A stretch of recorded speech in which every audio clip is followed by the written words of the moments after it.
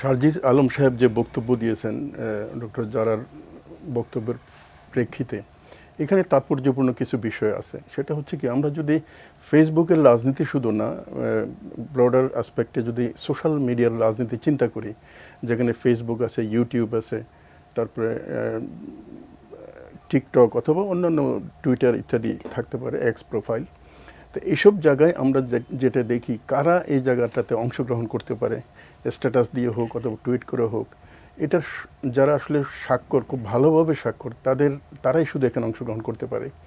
বাংলাদেশের 70% স্বাক্ষর বলা হচ্ছে বা তার কম বেশি, কিন্তু আসলে পড়াশোনা করতে পারে, সংবাদপত্র পড়ে, ফেসবুকের পাঠক অথবা স্ট্যাটাসে জবাব দেওয়ার মতো লোকের সংখ্যা সর্বোচ্চ হতে 30-40% হতে পারে।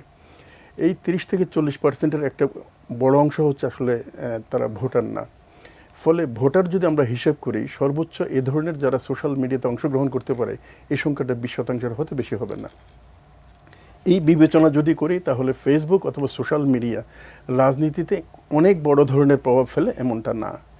আর মাঠের রাজনীতির যে প্রসঙ্গটা শারজিজ আলম বললেন, এটা দুইটা দিক আছে। একটা হচ্ছে নৈতিকভাবে আমরা এটাকে পর্যবেক্ষণ করতে পারি, আরেকটা হচ্ছে স্বাভাবিকভাবে যা চলছে বাংলাদেশের রাজনীতিতে সেভাবে বিষয়টা দেখতে পারি। লিলি হালাল বিউটি সোপ, বিএসটিআই কর্তৃক সনদপ্রাপ্ত দেশের প্রথম হালাল বিউটি সোপ, দীপ্তিময় উজ্জ্বল ত্বকের জন্য।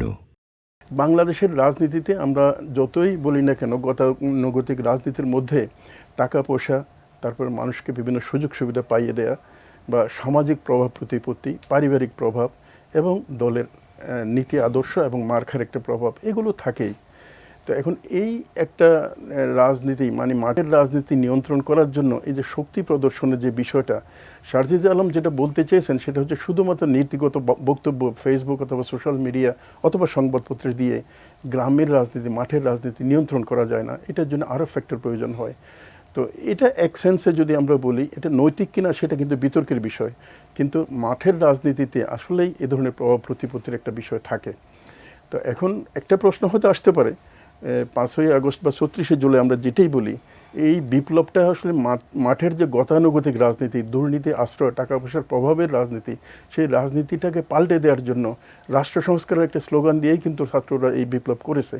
এবং বৈষম্য বিরোধী যে আন্দোলন, সেই আন্দোলনের মূল জিনিসটা ছিল গতানুগতিকভাবে যে রাষ্ট্রের মধ্যে বিভিন্ন রোগ ইত্যাদি আছে, এগুলোকে দূর করে একটা সংস্কারের মাধ্যমে একটি সঠিক পথে রাষ্ট্রকে নিয়ে যাওয়া।